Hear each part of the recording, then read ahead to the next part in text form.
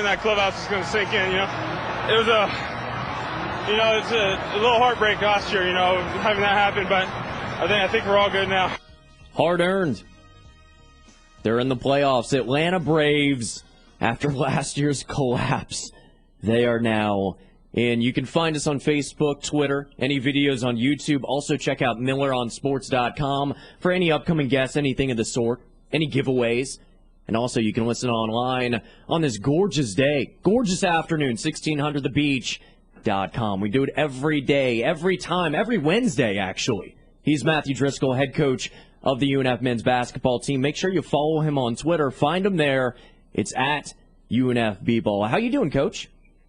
I am absolutely awesome. Just left another high school and obviously was really with a longtime friend. As we get older at age 48 and been in this as long as I've been in this, it's amazing. 16 years ago I met this guy, and he's just a great human being. It's amazing how relationships are so important in life, and especially as you get older in life, just to make the dots connect, so to speak. So big day today, huh?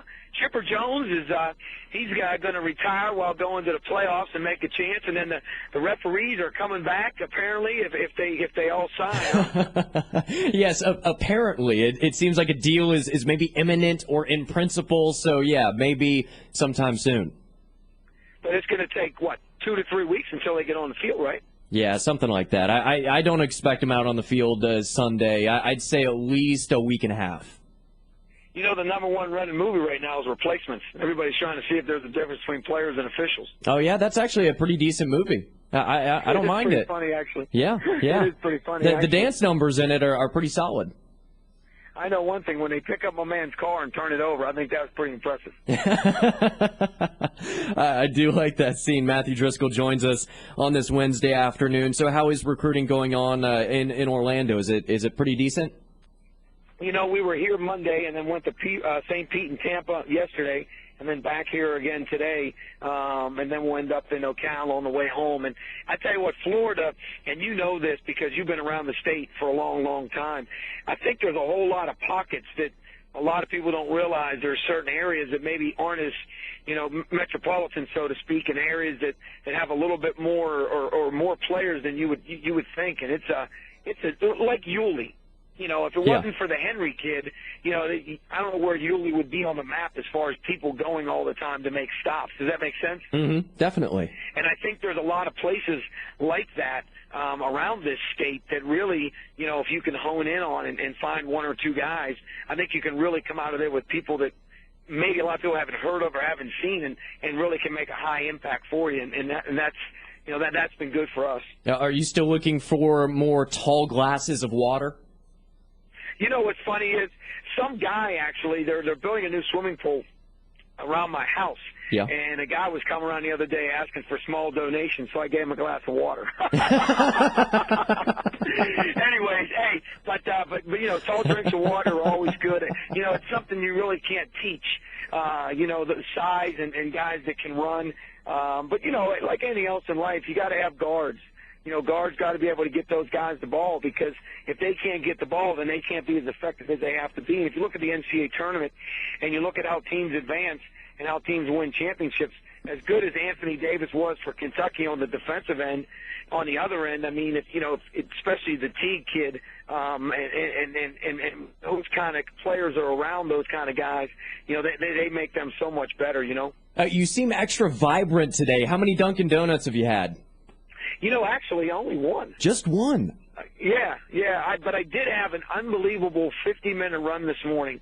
I actually had to do a parking deck the day before in Tampa because I had gotten a 4:45 wake-up, and I was a little bit leery running on the causeway. Two reasons. Number one, there's always gators every once in a while. And then number two is, I don't know if the people were going to see me when I was jogging. So I did a parking garage, and it wasn't quite as fun. But today was a really good 50-minute run, so that might be it. Excellent. The blood is definitely flowing. He is Mathew Driscoll, joining us every Wednesday at about 4:20. Make sure you find him on Twitter at UNF B-Ball. He's down in Orlando joining us, and make sure you listen online to the conversation at 1600thebeach.com. What is your favorite city other than Jacksonville in the state of Florida? In the state of Florida? Yeah. Mm-hmm.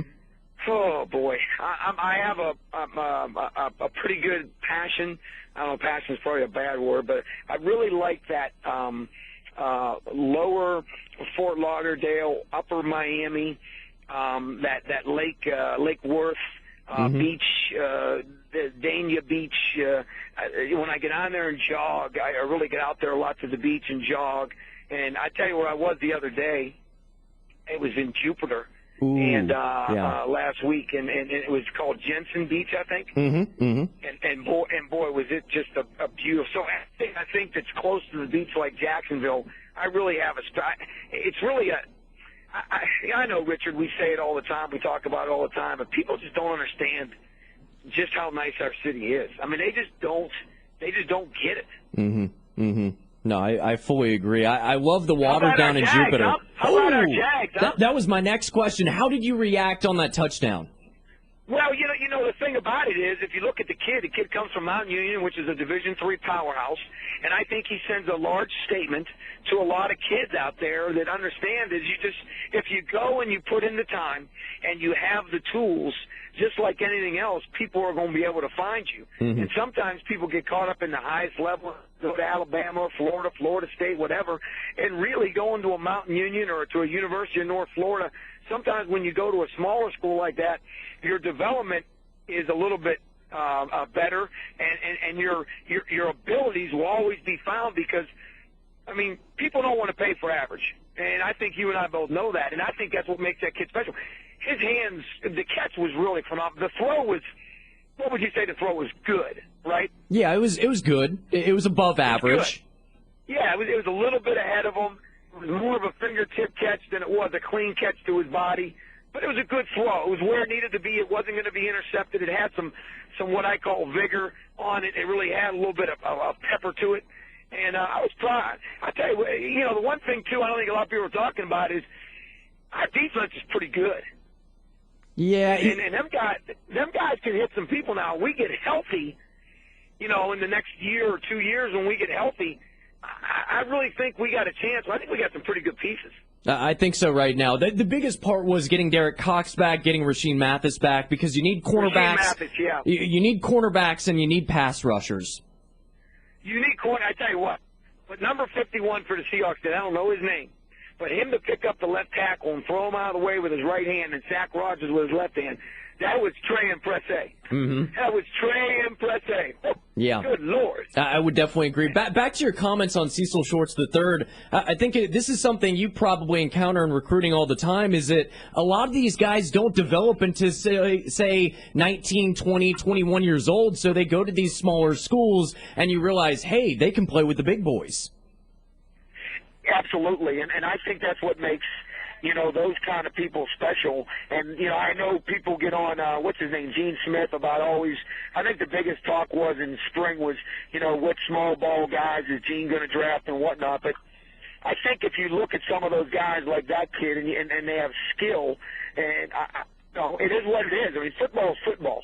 The field's the same size, the field's the same distance. It's, just can you handle the pounding and make those plays. So I was very excited for the Jags. I thought it was a great thing for the city. I know it really, really, really juiced up and revved up the city for the week and helped us really come to grips, because I think had we lost, I'm not sure. I kind of felt by you guys, the media, I kind of felt like we might have been thinking about sending them out to the pasture if they would have lost. No, that's very true. So when are Am I right or wrong? No, you're definitely right. When are we planning on going to a Jaguars home game? I tell you what, this is my last rodeo as far as going out. This is my third week in a row, and I do this every year, and it's great for assistants because they get to spend a lot of time on the floor coaching the guys and being with the guys, and it's great for me because I get to be with one of our assistants every week and spend some really good quality time with them there. But I'm back after this, so okay. Whenever you want to go, you let me know, and then and you and I can get on and see how many different shirts we can see people wearing around there, because it seems like one thing you do, you pick up on how many shirts people are wearing of what guy. Fred Taylor's son, is it Fred Taylor's son is going against Henry Friday night? Yep, Friday night. It's going to be on ESPNU. Okay, yeah. And that's going to be nice. You talk about two dudes that can run the ball. Oh, yeah. Well, you had Derrick Henry break the state rushing record of 5:02, and then Kelvin Taylor could break the national rushing record. Won't Taylor be close to 10? Won't Henry be close to 10,000 yards by the time he's done? Yeah, I think he needs like another probably 2 or 3 big games, but he can reach 10,000. No one's ever done that in Florida football, right? I don't think Florida. I think Texas. It's happened once or twice. Yeah, I can believe that. Yeah. And Texas is Texas is multiplied by 5 because it's so big. It's 18 hours from one side to the other driving. Come on. Have you ever driven that state? Oh yeah. When I was at Baylor, I drove it all the time. And when we came back from Destin one time from vacation, you enter down there by Buford and down there by the oil and southeast of Houston, and you get over that Baton Rouge and all that kind of lake something, and you enter into Texas, and there's a sign that says something like El Paso, 839 miles, and you're like, oh my Lord, is that another country? So it's a big state. Aren't you glad you don't have to recruit there anymore? Well, a lot like Florida, it was such a football place. Mm-hmm. But then, basketball. One time there was the 6 of the first 30 picks in the NBA draft were Texas kids. Yeah. So it really turned the corner. Florida for basketball has really, really been good for us. We got 10 guys on the roster right now from Florida, and it's been good for a lot of people. A lot of schools come down here and take some of our kids away for a lot of different reasons. Florida kids like to go to the snow for whatever reason. Weird. What a bunch of weirdos. He is Mathew Driscoll, head coach of the UNF men's basketball team, joining us every Wednesday at 4:15. Find him on Twitter at UNFBball. Coach, it was a pleasure, and I'm sure I'll talk to you in the next couple days. Well, let me know when we're going to a game. All right, sounds good. There he is, Coach Mathew Driscoll. We'll talk more UNF after this.